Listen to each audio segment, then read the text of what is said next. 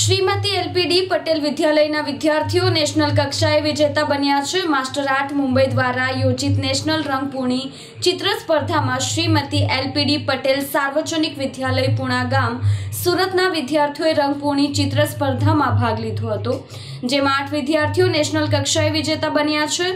National award એક વિદ્યાર્થીને પ્રાપ્ત થયો છે। श्रीमती एलपीडी पटेल विद्यालयના વિદ્યાર્થીઓ નેશનલ કક્ષાએ વિજેતા બન્યા છે।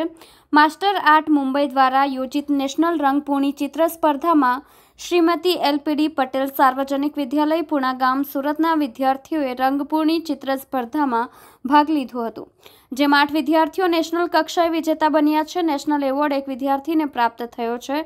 પાનસુરિયા વૃંદા બારસી સ્ટાર એવોર્ડ ગોલ્ડ મેડલ 2 વિદ્યાર્થીઓને પ્રાપ્ત થયા છે। ગારોલ સાક્ષી સંજયભાઈ 9D, કતારિયા કૃષા અશોકભાઈ 10A।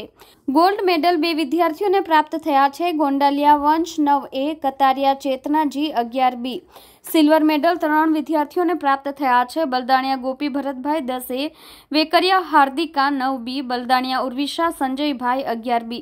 ચિત્ર શિક્ષક હેમંત કુમાર S પટેલને બેસ્ટ ચિત્ર શિક્ષકનો એવોર્ડ, શાળાના આચાર્ય શ્રી વિજયભાઈ પટેલને નેશનલ એવોર્ડ પ્રાપ્ત થયા છે।